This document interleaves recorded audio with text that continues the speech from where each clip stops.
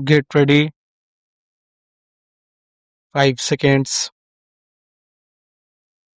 Now, coming back to the question of minorities, you will please find why this particular resolution has been so widely put in that it might include a religious minority as well, a linguistic minority as well, or an economic minority, as some honorable members rightly pointed out. Now, sir, a question arises whether there ought to be any such protection in so far as a particular type of minority is concerned. I shall deal with the question of minorities at some length, but you will please find, sir, what the honorable mover wants is that there ought to be a permanent minorities commission. It ought to be endowed with statutory powers.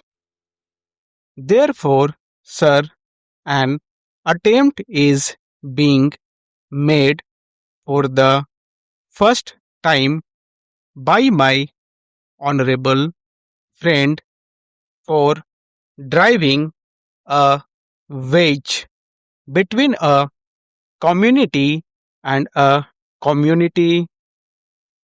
So far as the Constitution is concerned, as my honorable friend rightly pointed out, whenever the question of minorities arises, we have to be extremely careful. The Constitution is a very sacred document which has embodied all the different aspects of the common question of India's nationality. India is one in spite of different types of languages and religions, but in the midst of all these diversities, we have to develop a common nationality. Therefore, whenever we consider the question of the development of the nation and the interest of the nation, you cannot afford to think in terms either of religion or of language. It is true, sir, that there are different religions. It is also true that there are different languages.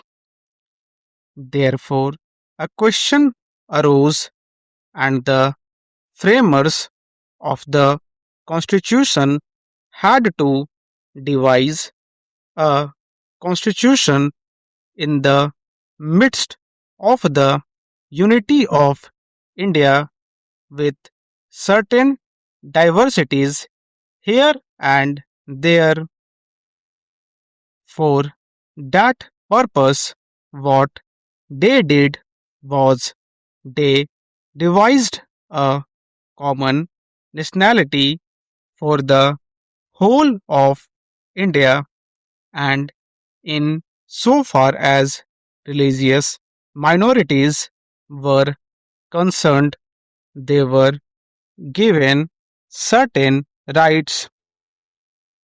I would not go into the details regarding the provisions of the fundamental rights regarding the practice of religion. Certain rights have been given to the religious minorities, and beyond that, it would not be proper to bring in the religious minorities for political rights.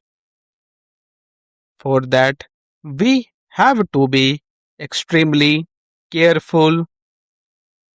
I would also point out that while we have to develop a common nationality, the members of the Indian nation have to understand that we are one nation.